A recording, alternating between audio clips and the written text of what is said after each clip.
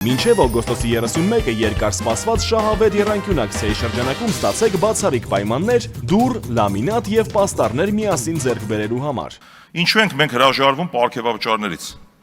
որտեղ գիտակցում ենք, որ աղքատության այս բարձր մակարդակում մենք բարոյական իրավունք չունենք այդ պարգևավճարը ստանալու։ Իհարկե օրենքով իրավունք չունենք հրաժարվելու, մենք կստանանք կուղենք այդ պարգևավճարները համապատասխան ուղղություններով, որտեղ որ կա դրա կարիքը։ Ես օրինակ եմ սա բերում ընդամենը։ Բերեմ հաջորդ օրինակը։ Օրինակ, եթե ծառայողական մեքենա ինձ բաժին ասի, ես հրաժարվելու եմ դրանից։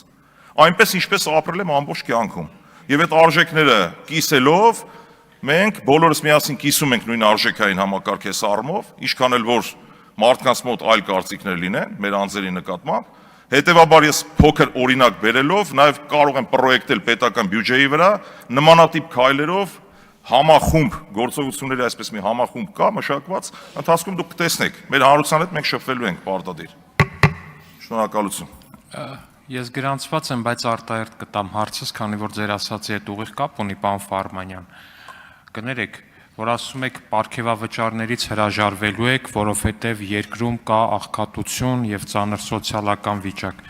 Դուք մոտավոր 20 տարի աշխատել եք ՊԵԿ-ում։ Երբևէ պարգևավճար ստացել եք, թե չէ, ես վստահ եմ, որ ստացել եք, առնվազն 13-րդ աշխատավարձ ստացել եք։ Ուզում եք ասեք Սերժ Սարգսյանի եւ Ռոբերտ Քոչարյանի տարիներին, որտեղ դուք աշխատել եք ՊԵԿ-ում եւ ստացել եք պարգևավճար, այդ ժամանակ չի եղել աղքատություն երկրում, պարոն Ֆարմանյան։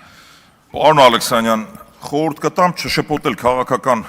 պաշտոնը պետական ծառայության հետ, սա մեկ։ Եվ երբ որ դուք տեսնեիք, թե ՊԵԿ-ում ինչ պարգևավճարներ են եղել, դա այն ժամանակվա թվերով կարող եմ ասել, պարգևավճար եւ աշխատավարձը միասին եղել է մոտավորապես մինչև 400,000 դրամ։ Մենք, ես նորից եմ կրկնում,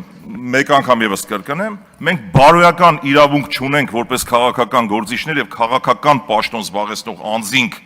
այդ պարգևավճարից օգտվելու, դրանք տարբեր բաներ են կատեգորիկ։ Դուք բերում շարքային ծառայողին համեմատում եք քաղաքական պաշտոն զբաղեցնող ազգային ժողովի падգամավորի հետ։ Շնորհակալություն։ Պարոն Ֆարմանյան, բայց ո՞նց է ստացվում, որ այդ ձեր այդ գումարային պարգևավճար աշխատավարձ գումարած իրար 400,000 ստանալով այն ձեր ՊԵԿ-ի նախագահ Ամերիկայում մի 800 միլիոն դոլարանոց տուն ուներ, ՊԵԿ, որ նախկին պաշտոնյային նայում ես մեր 1000 տարվա աշխատավարձ, պարգևավճար, չգիտեմ, այնտեղ ընտանիքի ամբողջական բյուջեն գումարես իրար, այդ մարդկանց մի մեքենայի գնին չի լինի, կամ որ ասում եք ծառայողական մեքենա չեք վերցնելու, անկեղծ ասած զարմացած չեմ, որտեվ ԱԺ-ից որ դուրս եմ գալի Դեմիրճան փողոց, ոնց որ Ժնևի ավտոսալոնը լինի ձեր խմբակցության մեքենաները, Հարգելի գործընկերներ, անկեղծորեն որ ասեմ կզարմանայի շատ, որ օրինակ չգիտեմ, պարոն Կարապետյանը Քեմրիով գնար գար, ասենք անկեղծ էլ, եկեք այդ թեմաներով չխոսենք, հարգելի գործընկերներ, բայց այնուամենայնիվ իմ առաջին հարցը մնում է ուժի մեջ, այդ ոնց է ստացվում, որ դուք այտենց 400,000 դրամ ստացող ազնիվ պաշտոնյաներ եք եղել նախկինում, բայց հիմա ունեք տենց հարյուրավոր միլիոնների գույք, անձամբ դուք չէ՞, այդ վերնախավը ՊԵԿ-ի, իսկ մենք այս պարգևավճար ստացողներս մի հատ հիպոթեկով տուն ունենք մի կերպ։ Պարոն Ալեքսանյան, դուք կրկին անգամ փորձում եք ներքաշել ինձ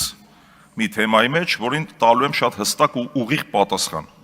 8 տարի իշխանության եք, ինչքան թալանչի ու կոռուպցիոներ կա, բռնեք ցմա դատեք։ Առաջի կողմը ես կլնեմ։ Խաչատրյան Գագիկ չէ, ով ուզում է լինի։ Էս մեկ։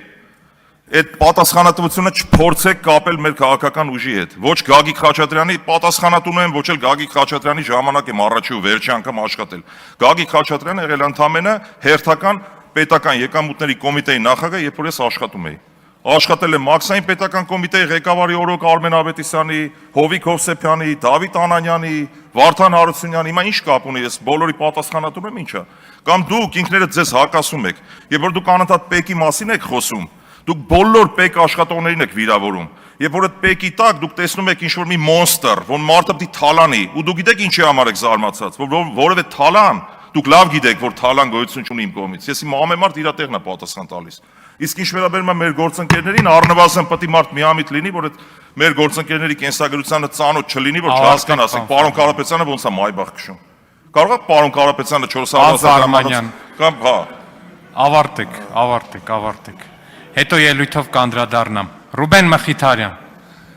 Պարոն Ֆարմանյան, ես պարոն Ալեքսանյանի հետ իրականում համաձայն եմ ու գումարած նրանց այս ոնց հասկանում, որ որից ձևաչափով ծառայական մեքենա չի էլ սպասում, այնպես որ այդ մասը եկեք վաստողանք։ Եթե լինի, պարոն Մխիթարյան։